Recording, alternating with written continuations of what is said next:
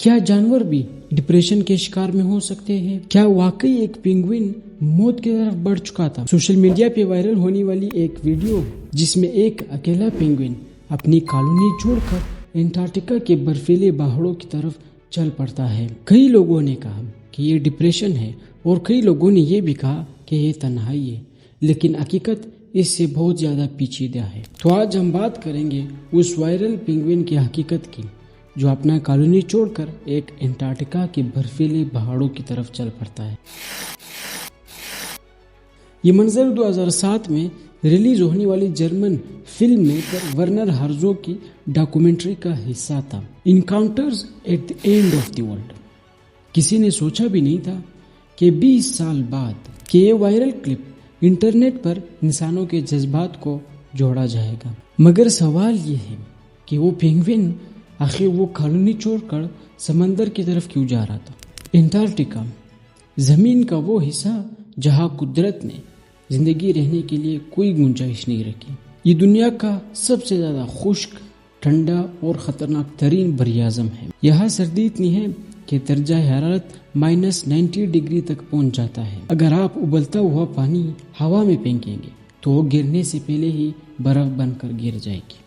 مگر یہاں پہ ایک سوال پیدا ہوتا ہے کہ آخرکار پینگوئن نے ایسے جان لیوا جگہ کو اپنا گھر ہی کیوں بنایا؟ اس کا جواب چھپا ہوا ہے ان کے دشمنوں میں۔ انٹارکٹیکا کے سمندر میں سیلز، لیپرڈ اور کلر ویلز کی طرح جیسے شکاری موجود ہیں جو ان پینگوئنز اور ان کے انڈوں کے بہت بڑے دشمن ہیں۔ لیکن انٹارکٹیکا کی اس خوفناک سردی میں کوئی دوسرا شکاری قدم رکھنے کی ہمت نہیں کرتا۔ اب جو میں نے پہلا سوال کیا کہ پینگوئنز اس سرد علاقے کو اپنا گھر کیوں بناتے ہیں، اس کا جواب یہ تھا۔ لیکن انٹارکٹیکا کی اس خوفناک سردی میں کوئی دوسرا شکاری کی ہمت ہی نہیں کہ وہ یہاں کے رہ سکے۔ یہی وجہ ہے کہ پینگوئنز نے موت جیسے ٹھنڈ علاقے کو ہی اپنا گھر بنایا ہے۔ امپیریل پینگوئن دنیا کا سب سے عظیم باپ۔ ہر سال جون کے مہینے میں انٹارکٹیکا میں جب بے حد سخت سردی شروع ہو جاتی ہے تو امپیریل پینگوئنز سمندر سے 100 کلومیٹر دور برفانی پہاڑوں کی طرف چل پڑتے ہیں۔ 2 مہینے کا طویل ترین سفر جس میں بغیر کچھ کھائے پیے چاروں طرف سے طوفان اور -60 ڈگری کی ٹھنڈ ہوتی ہے، اور یہاں پہ شروع ہوتا ہے قربانی کا اصل امتحان۔ فیمیل پینگوئن انڈا دے کر واپس سمندر کی طرف چلی جاتی ہے، اور اب باری آتی ہے اس عظیم باپ کی جو آنے والے 4 ماہ تک اس انڈے کو اپنے پنجوں پر رکھ کر وہ برفانی علاقوں میں پہاڑوں کے سامنے دیوار کی طرح کھڑے ہوتے ہیں۔ وہ اپنے جگہ سے 1 سیکنڈ بھی نہیں ہل سکتے ہیں۔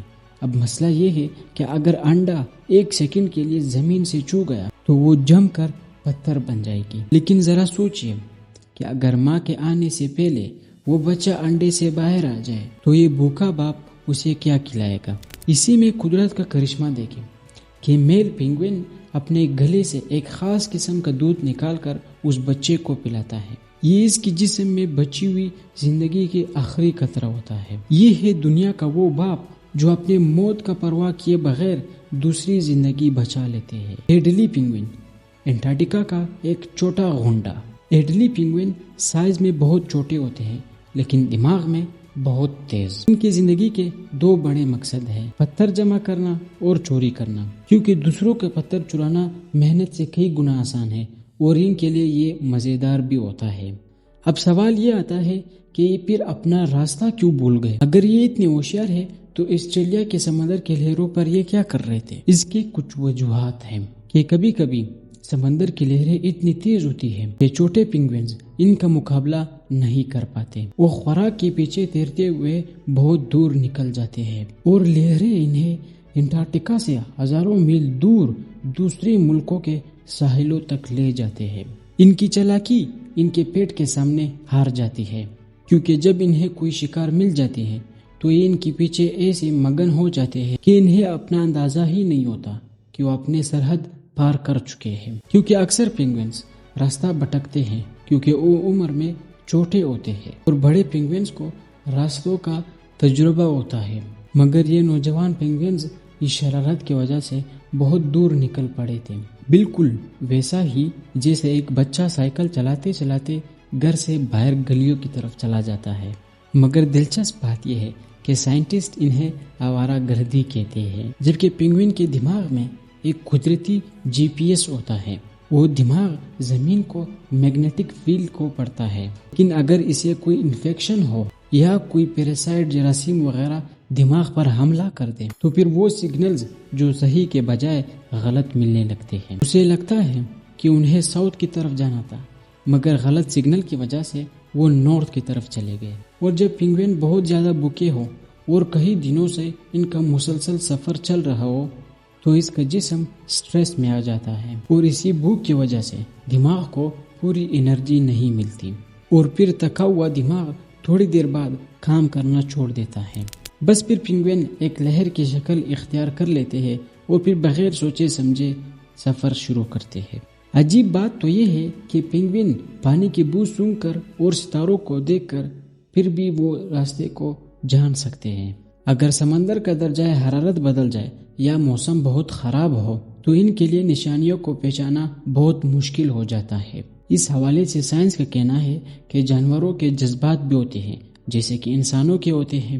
اگر کسی پینگوئن کا بچہ مر جائے تو وہ کئی گھنٹے اس کے پاس کھڑے رہتے ہیں اور اداسی کی آوازیں نکال رہے ہوتے ہیں۔ کبھی کبھی تو دوسروں کے بچوں کو بھی چوری کرنے کی کوشش کرتے ہیں۔ تو کیا ممکن ہو سکتا ہے کہ اسی پینگوئن نے کچھ کھویا تو نہیں؟ جبکہ سائنس اسے نیورولوجیکل خرابی کہتے ہیں اور انسان اسے تنہائی کہتا ہے۔ انٹارکٹیکا میں فلم میکر اور سائنٹسٹ کے لیے ایک بہت ہی سخت قانون ہے، وہ یہ کہ قدرت کے نظام میں دخل نہ دینا۔ اگر وہ اس پینگوئن کو پکڑ بھی لیتے اور سمندر کی طرف لے کے چلے جاتے تو وہ دوبارہ اسی جگہ سے اسی جگہ کی سفر شروع کر لیتا، جسے ہم انسان راستہ بولنا یا خودکشی کا نام دیتے ہیں۔ سائنس اسے ڈس اورینٹیشن یا دماغ میں وارننگ کی ایک خرابی کہتے ہیں، جبکہ پینگوئن کا دماغ اسے سمندر کی طرف جانے کا اشارہ دینے کے بجائے غلطی سے پہاڑوں کی طرف چلنے لگتا ہے۔ یہ بالکل ویسا ہی ہے جیسے کہ کسی کمپیوٹر کے پروگرام میں ایک غلطی کی وجہ سے اسے بند گلی میں لے چلی جاتے ہیں۔ انسانی نقطے سے ہم سوچتے ہیں کہ وہ پینگوئن جو اپنی کالونی چھوڑ کر چلا گیا وہ بیزار ہو چکا تھا، ڈپریشن میں تھا، لیکن پینگوئن کے لیے شاید یہ بیزاری نہیں تھا بلکہ خاموشی کا بلاوا تھا۔ بس وہ چلتا رہا بغیر یہ جانے کہ آگے موت ہے، کیونکہ اس کا اندرونی کمپاس ٹوٹ چکا تھا۔ آپ لوگوں کا کیا رائے ہے اس کے بارے میں مجھے ضرور کمنٹ سیکشن میں بتائیں۔ ملتے ہیں اگلے شاندار ویڈیو میں۔ Good bye.